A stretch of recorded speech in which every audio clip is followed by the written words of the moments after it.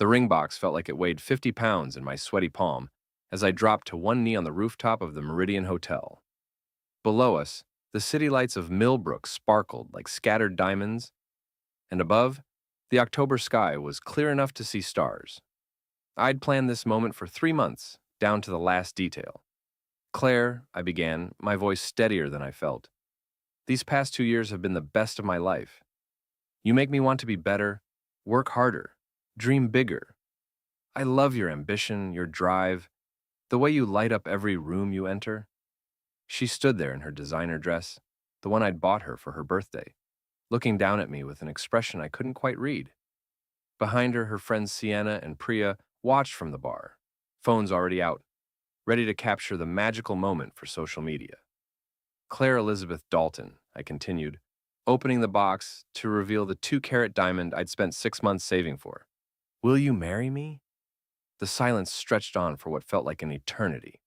The wind whipped her blonde hair across her face, and when she finally spoke, her voice was ice cold. Eddie, get up! You're embarrassing yourself. I stayed on one knee, confused. What? This isn't good enough. She gestured dismissively at the ring. The setting. Me. I mean, really? A hotel rooftop? How basic can you get? And this ring? She barely glanced at it. I've seen bigger stones in costume jewelry. My stomach dropped. Around us, other diners had started to notice the scene. I could feel their eyes on us, their whispered conversations. Claire, I don't understand. You said you loved... I said I love the idea of getting married, she cut me off. But not like this. Not with this pathetic excuse for a proposal. I deserve something spectacular. Something worthy of me. If you really loved me, you'd know that. Sienna giggled behind her hand. Priya was still recording, her eyes wide with excitement at the drama unfolding. Do it again, Claire said, her voice carrying across the rooftop. Do it right this time. Make it real, make it special. Make it something I can actually say yes to. I stood up slowly, the ring box still in my hand. Something cold and hard settled in my chest, replacing the nervous excitement I'd felt moments before. I looked at her face, really looked at it, and saw something I'd been blind to for months. The calculation in her eyes, the way she was already thinking about how this would play on Instagram, how she could spin this story to her advantage. You're absolutely right, Claire, I said quietly, my voice carrying a strange calm that surprised even me. You deserve better. Her expression shifted slightly, confusion flickering across her features. Exactly. So we'll try this again when you've figured out how to do it properly. I closed the ring box with a soft snap. No, you deserve better than me. That's why I'm setting you free. The color drained from her face. What are you talking about? Eddie, don't be dramatic. I'm not being dramatic, I'm being honest. You want something spectacular? You want something worthy of you? You're right. You deserve all of that and more, just not from me. I turned and walked toward the elevator, leaving her standing there with her mouth open. Behind me, I could hear Sienna's excited whispers and the click of phone cameras. By tomorrow, this would be all over social media, but not in the way any of us had expected. As the elevator doors closed, I saw Claire's reflection in the polished metal, her face twisted with shock and something that might have been panic. For the first time in months, I smiled. The next morning, I was up at 5 a.m., coffee in hand, making phone calls. The billboard company was surprisingly accommodating when I explained what I needed. Rush jobs cost extra, but I had money saved up from the engagement ring fund. Funny how quickly priorities could shift. By 7 a.m., I was at Turner Classic Restorations, my garage, and the only thing in my life that had never disappointed me. The 1967 Mustang Fastback I'd been working on gleamed under the fluorescent lights, its candy apple red paint job flawless. Cars didn't lie to you. They didn't play games or demand bigger and better. They were honest about what they needed, and when you fixed them right, they stayed fixed. Max Rodriguez, my best friend since high school and part-time mechanic, showed up around 8 with donuts and his usual grin. So, how'd it go last night, he asked, settling onto a rolling stool. Did she cry? Please tell me she cried happy tears, and not because the ring was too small. I handed him a coffee and leaned against the Mustang's fender. She said no. What? Max nearly choked on his donut. Are you serious? After all that planning? What the hell happened? She said it wasn't good enough. The ring, the location, me. She told me to do it again, but do it right this time. Max's face darkened. That's cold, man. Even for Claire. Yeah, well, I took her advice. I'm doing it right. Before he could ask what I meant, my phone buzzed with a text from the billboard company. The photo was perfect. A massive 40-foot display visible from the highway that 50,000 commuters used every day. Check this out, I said, showing Max the picture. His eyes widened as he read the message. Claire, you're absolutely right. You deserve better. That's why I'm setting you free. Engagement canceled. Eddie. Holy shit, dude, you actually did it. Rush job. It'll be up by 9 a.m., right in time for morning traffic. Claire drives that route to work every day. Max started laughing, a deep belly laugh that echoed through the garage. Man, she's gonna lose her mind. Her whole image is built on being the perfect girlfriend, the envy of all her friends. Not anymore. My phone started ringing around 9:30. Claire's ringtone, Material Girl, by Madonna, which I'd thought was cute when we first started dating. Now it seemed prophetic. I let it go to voicemail. Then I let the next 5 calls go to voicemail too. By 10 a.m., my phone was blowing up with texts from numbers I didn't recognize. Screenshots of the billboard were already making rounds on social media. Someone had posted it in the Millbrook Community Facebook group with the caption, "Yikes. Anyone know these people?" The comments were brutal. OMG, I know her. She works at Technova, always bragging about her boyfriend. Plot twist of the year. This is what happens when you're too picky. I feel bad for both of them, but also, this is hilarious. Around noon, Max and I were under the hood of a 1969 Camaro when we heard heels clicking rapidly across the concrete floor. I didn't need to look up to know who it was. Eddie, what the hell is wrong with you? I straightened up slowly, wiping my hands on a rag. Claire stood in the doorway of my garage, still in her work clothes, her face flushed with anger and embarrassment. Her perfect makeup was smudged, and her usually immaculate hair was disheveled. Hey, Claire, shouldn't you be at work? Don't you dare act casual with me. Do you have any idea what you've done? That billboard. Everyone's seen it. My coworkers, my boss, my parents, my mother called me crying. I told you the truth. You said you deserved better, and I agreed. That's not what I meant, and you know it. Max cleared his throat. I'm going to grab lunch, he said, making a quick exit. Claire waited until he was gone, then stepped closer, her voice dropping to a hiss. You're trying to humiliate me. I'm trying to give you what you asked for. Freedom to find someone who can give you the spectacular proposal you deserve. This is insane. People are laughing at me, Eddie, at us. No, I said quietly. They're laughing at the situation. There's a difference. She stared at me for a long moment, and I could see the wheels turning in her head. Claire was many things, but stupid wasn't one of them. She was calculating, trying to figure out how to spin this back in her favor. Okay, she said finally, her voice softening. You're hurt. I get that. Maybe I was too harsh last night. We can work through this. Take down the billboard, and we'll figure out how to fix this mess together. There's nothing to fix. We're done, Claire. You don't mean that? I've never meant anything more in my life. Her mask slipped then, revealing the cold fury underneath. You think you can just throw me away after everything I've done for you? I made you better, Eddie. I pushed you to improve yourself, to want more. You made me feel like nothing I did was ever enough. Because it wasn't. You were content to stay small, running this little garage, living in that tiny apartment. I had bigger plans for us. You had bigger plans for yourself. I was just supposed to fund them. She opened her mouth to argue, then seemed to realize she was only making things worse. Her expression shifted again, tears welling up in her eyes. Please, Eddie, I love you. I know I handled things badly last night, but we can fix this. I'll say yes to the proposal. We'll tell everyone it was all a misunderstanding, some kind of romantic gesture gone wrong. For a moment, looking at her tears, I almost felt sorry for her. Almost. The ring's mine, I said instead. The apartment lease is in my name. Your stuff is already packed. It's in boxes by the door. You can't just kick me out. I can, and I have. You've got until tonight to pick it up. She stared at me in shock, as if she couldn't believe I was actually going through with this. Then, her expression hardened again. You'll regret this, Eddie. You think you're so smart, but you have no idea who you're messing with. I have friends, connections. I can make your life very difficult. Looking forward to it. She turned on her heel and stormed out, her heels clicking angrily across the concrete. I watched her go, then pulled out my phone and took a picture of her boxes stacked neatly by my apartment door.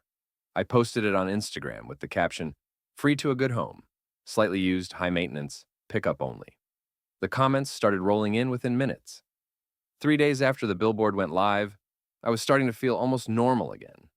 The initial social media storm had died down to a manageable buzz, and I was back to focusing on what I did best, bringing classic cars back to life. The 1969 Camaro was giving me trouble with its carburetor, and I was elbow deep in the engine bay when Linda Morrison, my 70-year-old neighbor, appeared in the garage doorway with a plate of cookies and a knowing smile. "Afternoon, Eddie. Thought you might be hungry." Linda had lived in the apartment next to mine for 15 years and had appointed herself the building's unofficial gossip coordinator and surrogate grandmother to everyone under 40. She was also the nosiest person I'd ever met, which usually annoyed me, but today might actually be useful. "Thanks, Linda. What's the word from the rumor mill?" She settled into Max's usual chair, clearly prepared for a long conversation. "Oh, honey, you've got the whole building talking.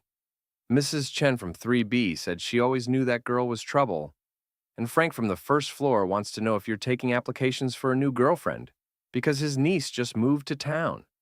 Tell Frank I'm taking a break from the dating scene." Probably wise. Though I have to say, you're handling this better than most men would. Claire came by yesterday while you were at work, you know. That got my attention. What did she want? Well, she had some young man with her. Tall, dark hair, expensive suit. Drove a BMW. She was trying to get into your apartment. My jaw tightened. Did you see what he looked like? Handsome in that slimy way, if you know what I mean. All flash and no substance. They were arguing about something when they realized the locks had been changed. She was not happy. I bet she wasn't. The interesting thing, Linda continued, leaning forward conspiratorially, is that I've seen that BMW before. It's been parked in our lot quite a few times over the past couple months, usually late at night when you were working late at the garage. The wrench in my hand tightened involuntarily. How many times? At least a dozen that I noticed. Always when you weren't home? I thought about mentioning it, but she shrugged apologetically. It's okay, Linda. I appreciate you telling me now. After she left, I sat in the garage for a long time, staring at nothing and thinking about BMW guy. Claire had moved on fast, suspiciously fast, which meant she'd probably moved on before we'd even broken up. That evening, I was cleaning up the garage when I remembered something. Claire had left her iPad at my apartment months ago and never bothered to pick it up. She'd been so focused on getting her clothes and jewelry that she'd forgotten about it entirely. The iPad was still sitting on my kitchen counter, and when I opened it, I realized she'd never logged out of her messaging apps. I knew I should probably just delete everything and give it back to her, but curiosity got the better of me. What I found made my blood run cold. Months of messages between Claire and someone named Blake Jordan. Messages that started professional. He was apparently some kind of venture capitalist, but quickly became personal. Then intimate. Then downright crude. The most recent conversation was from 2 days ago. Blake. Saw the billboard. Hilarious. You're better off without the grease monkey. Claire. It's humiliating. Everyone's talking about it. My boss asked if I was emotionally stable enough to handle the Morrison account. Blake. Let them talk. In 6 months, you'll be Mrs. Blake Jordan, and Eddie Turner will still be fixing cars in his pathetic little garage. Claire, we need to be more careful. He's not as stupid as I thought. Blake, please. What's he going to do? Post more billboards? The guy's a loser. Always has been, always will be. Claire, he has photos of us from the restaurant. Someone sent them to him. Blake, so what? We're both single adults. Well, you are now. Claire, this isn't funny, Blake. If this gets back to my parents or my job, Blake, relax. I'll handle everything. Trust me. I scrolled back through months of messages, each one a knife twist in my gut. They'd been planning this for a while, talking about my proposal like it was some kind of joke. Claire had been feeding Blake information about my work schedule, my plans, even my financial situation. But the worst part was a conversation from 3 weeks ago. Claire, he's getting suspicious, asking too many questions about where I go at night. Blake, maybe it's time to end this charade. You could do so much better than a mechanic. Claire, not yet. I need to play this right. If I break up with him, I look like the bad guy. But if I can get him to propose and then turn him down publicly, that's different. That makes me the victim of his inadequacy. Blake, you're evil. I love it. Claire, the proposal is next week. I'll make sure it's public, get it on social media. Then I'll reject him as gently as possible. Make it clear that he just wasn't enough. By the time I'm with you officially, everyone will understand why I had to move on. Blake, and if he doesn't take the hint? Claire, then we'll have to be more direct. I'm not spending the rest of my life pretending to be happy with someone so ordinary. I set the iPad down with shaking hands. The whole thing had been a setup. The proposal, the rejection, all of it. She'd planned to humiliate me from the beginning, to make me look like the inadequate boyfriend who couldn't satisfy her needs. But I'd turned the tables on her, and now she was scrambling to regain control of the narrative. My phone rang. Max, hey man, you need to see something. Check the Millbrook Gossip Instagram page. I pulled up the account and immediately saw what he was talking about.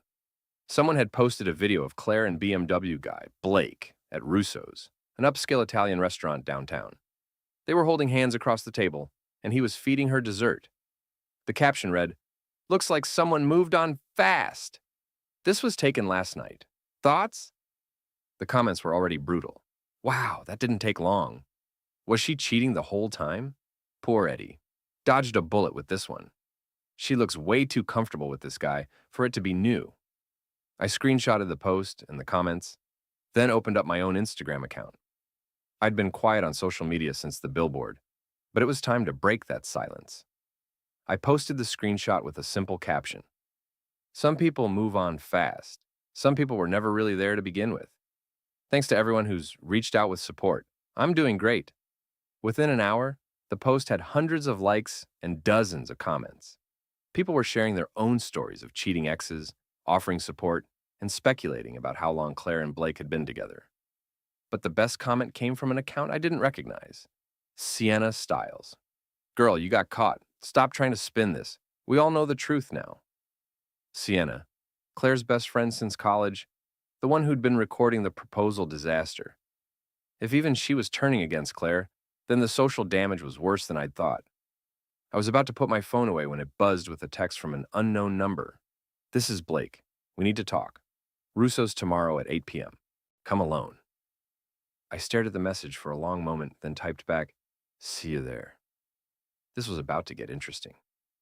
Russo's was exactly the kind of place I'd expected Blake to choose for our meeting. All exposed brick and dim lighting, with a wine list that cost more than most people's car payments. I arrived 10 minutes early and chose a table near the back, where we could talk without being overheard. Blake Jordan looked exactly like Linda had described him. Tall, dark-haired, wearing a suit that probably cost more than I made in a month. He had the kind of smooth confidence that came from never having to worry about money or consequences. The kind of guy who'd never had grease under his fingernails or worked a day of honest labor in his life. He slid into the seat across from me without offering to shake hands, which was fine by me. "Eddie Turner," he said like he was trying out the name. "I have to admit you're not what I expected." And what did you expect? Someone more, I don't know, broken, angry? Claire painted a pretty pathetic picture. The waiter approached and Blake ordered a bottle of wine that cost more than my monthly electric bill. I stuck with coffee. "So," Blake continued, once we were alone again, "I think we have a problem." "Do we?" "This social media thing you've got going. The billboard, the Instagram posts, it's getting out of hand." I leaned back in my chair, studying his face. "How so?" "It's affecting Claire's reputation, her career. That's not fair to her. Neither was cheating on me for months, but here we are."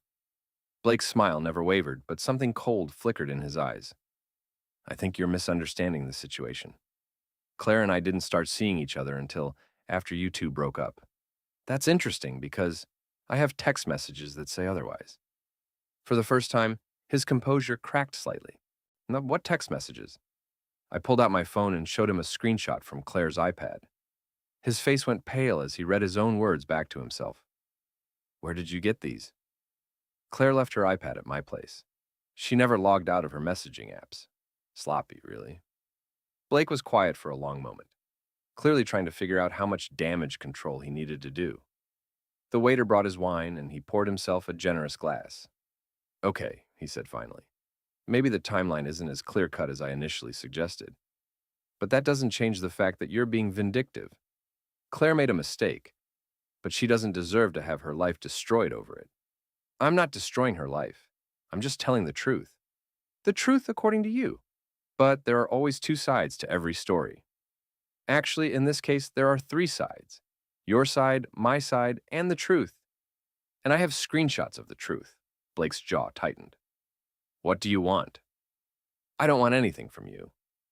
I want you both to leave me alone so I can move on with my life.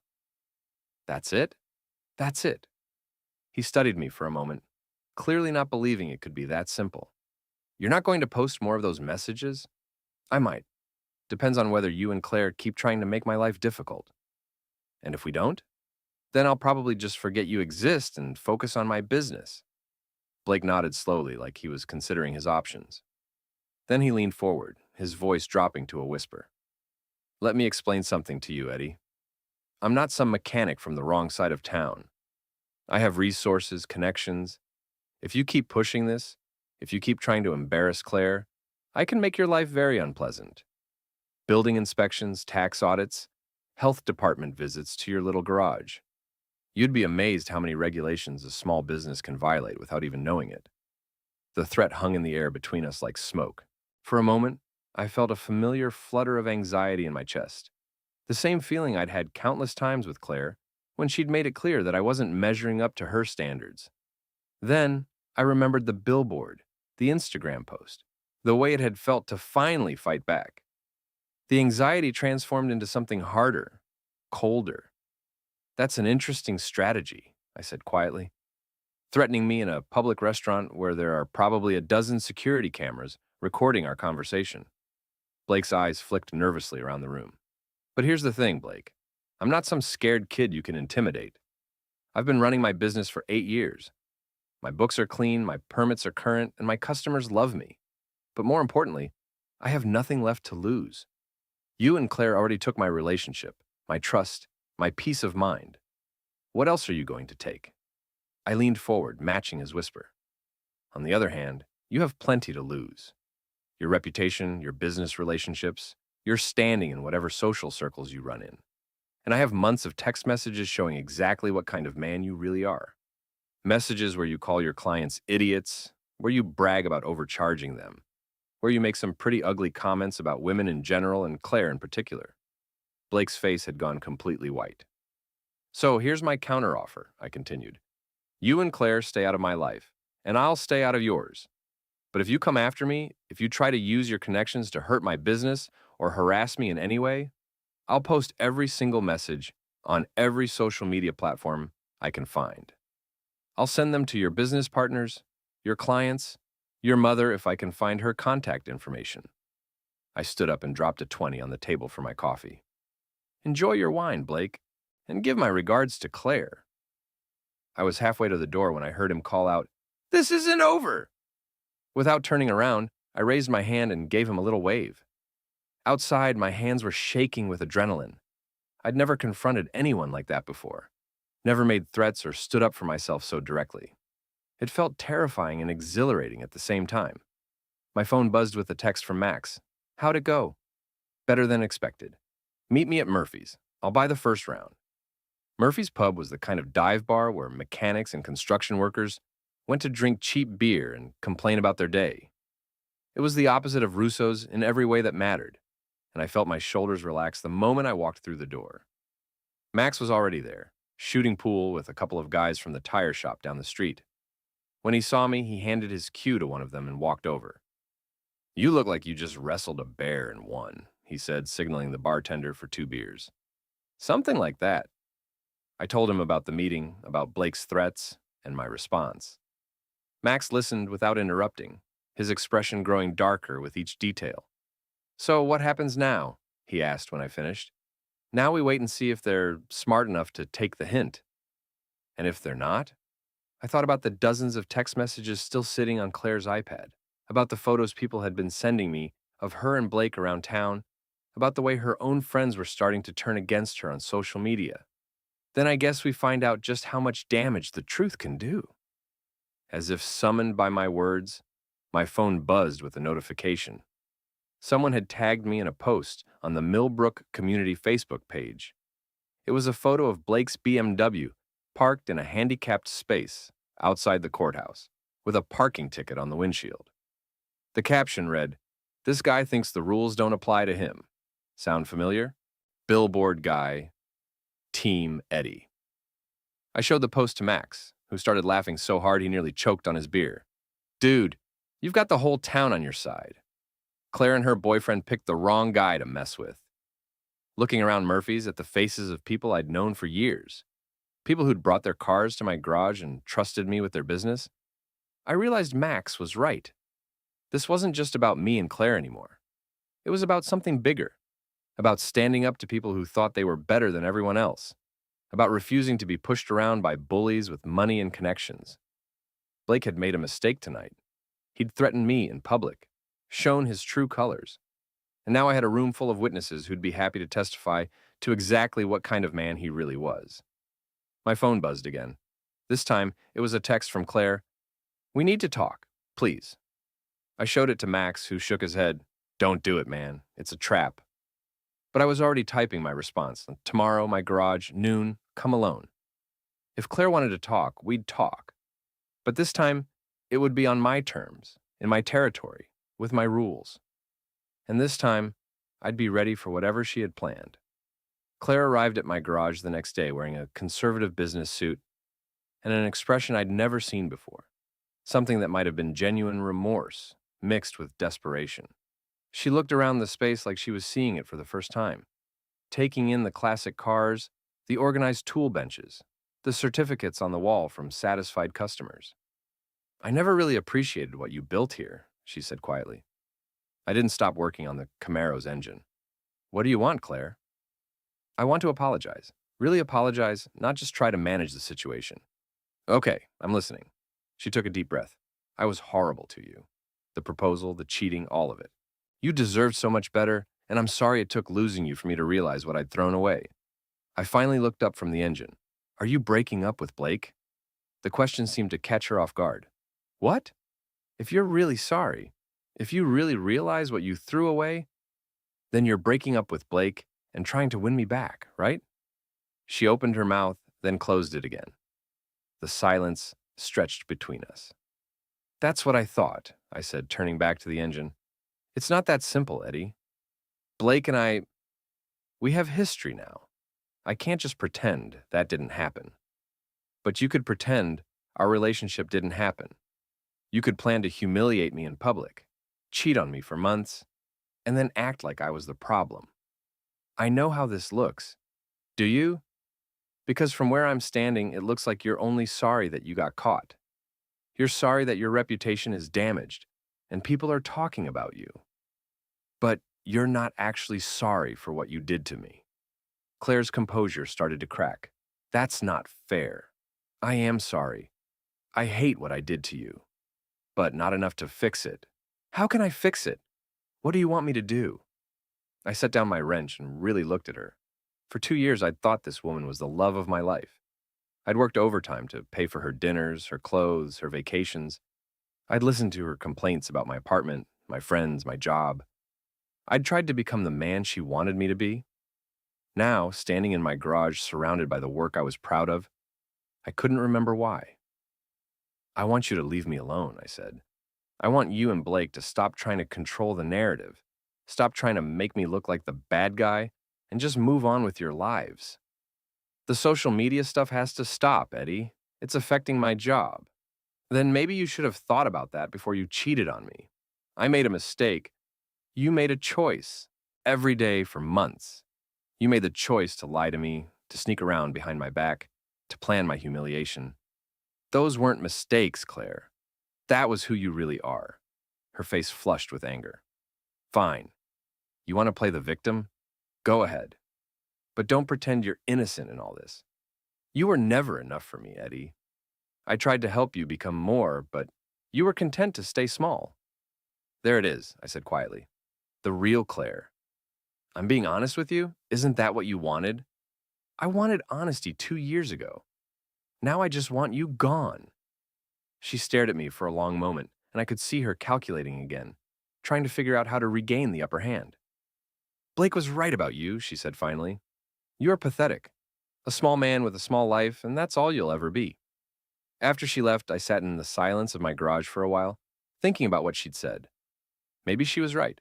Maybe I was small, content with my little business and my simple life.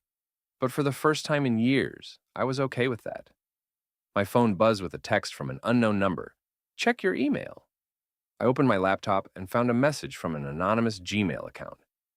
The subject line was, "Thought you should see this." The email contained a video file. When I opened it, I saw security footage from what looked like a hotel bar.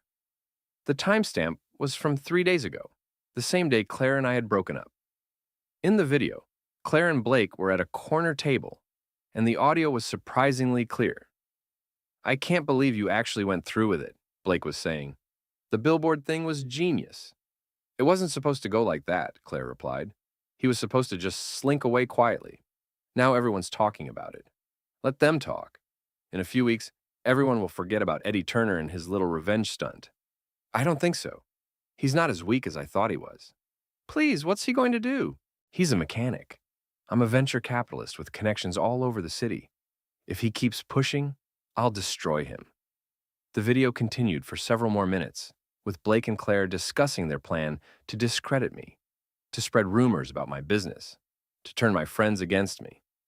They talked about me like I was some kind of pest that needed to be eliminated. But the most damaging part came at